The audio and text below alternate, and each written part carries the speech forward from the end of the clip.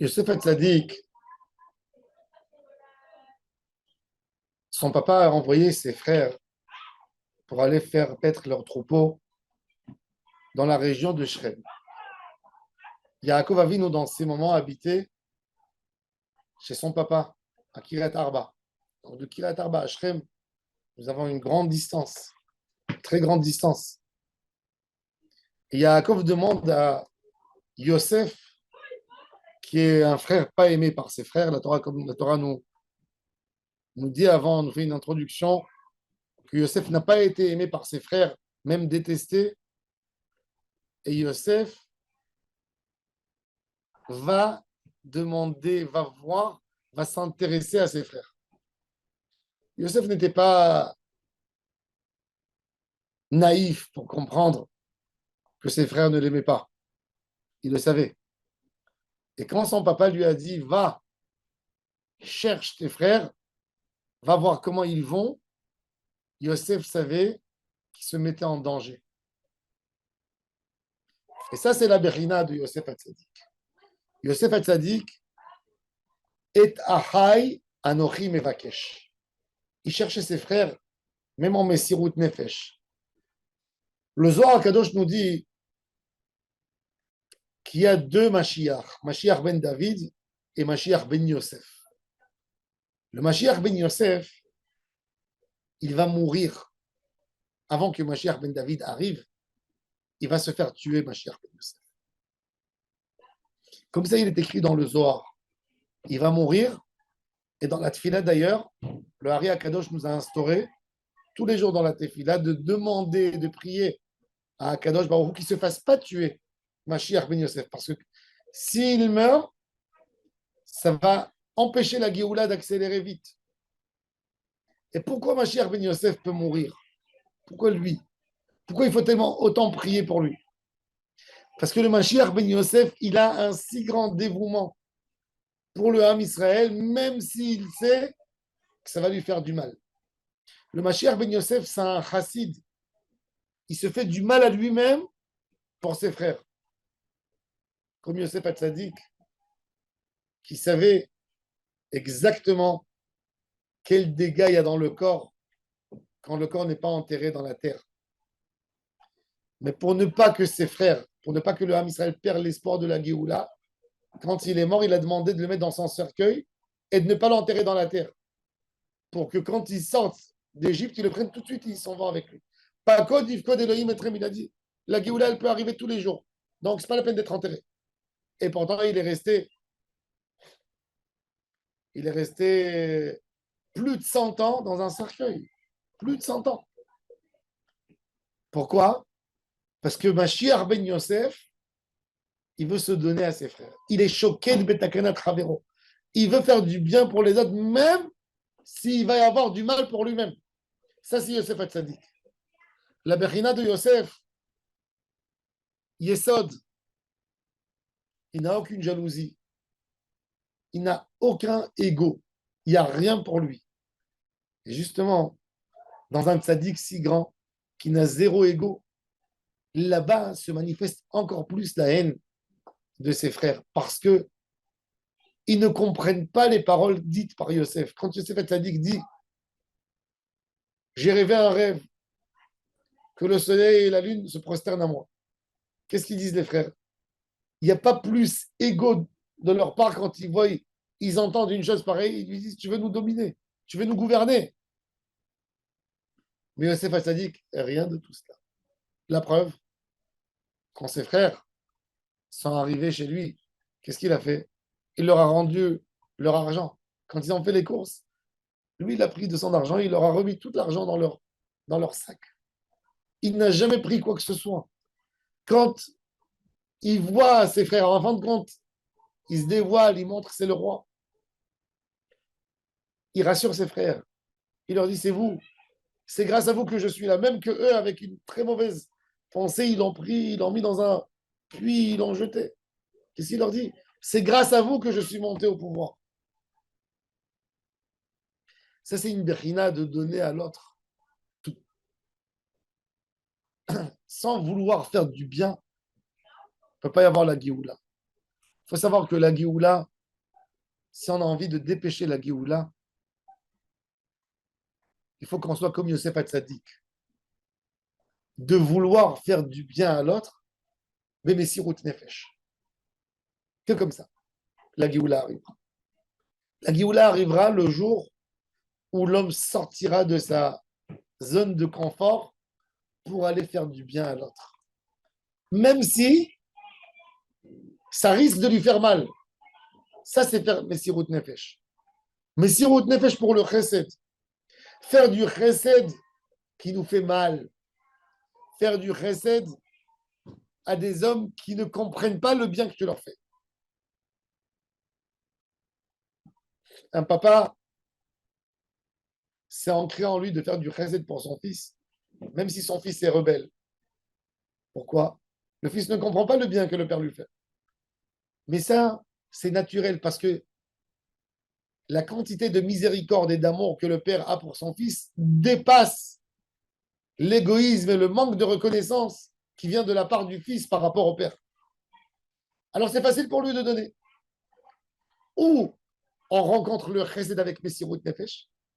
Quand c'est pareil, quand on a envie de faire du bien, elle rencontre une méchanceté de la part de l'autre. Alors je dis, tu veux pas que je te fasse du bien? Ok, je me retire, pas de problème. Yosef Hatzadik, si par exemple il demandait à ses frères, vous voulez que je vienne vous voir pour vous saluer, pour savoir qu'est-ce qui vous manque, qu'est-ce qu'ils auraient dit? Garde ton bien, reste chez toi, ne viens pas nous voir. Et Yosef le savait. La volonté de Yosef de faire du bien pour ses frères était plus importante que la haine que ses frères lui montraient. Et ça, c'est Messirut Nefesh de Yosef Hatzadik. Ça, c'est la Messirut, ça, c'est Berinat Yosef Hatzadik. Il savait, la Torah, elle nous a dit avant, Vélo, Yachelou, Dabero, les gens n'étaient pas capables, tellement ils ne l'aimaient pas, ils n'étaient pas capables de le saluer. Son papa lui dit, va voir comment ils vont. Ben, il va, il va, même s'il sait qu'ils ne vont pas lui donner un mot de gentillesse. Et d'ailleurs, quand il arrive, tout de suite, on voit que tout le monde lui tombe dessus. Ça, c'est Berinat Yosef Hatzadik. On n'est pas là, malheureusement. On n'est pas là de vouloir faire du bien à ce point, à ce niveau. Mais au moins, d'éviter le Lachon Hara avec Messirut Nefesh. Au moins de penser des pensées positives sur le Ham Israël. Ça nous manque à Avat Israël de Messirut Nefesh.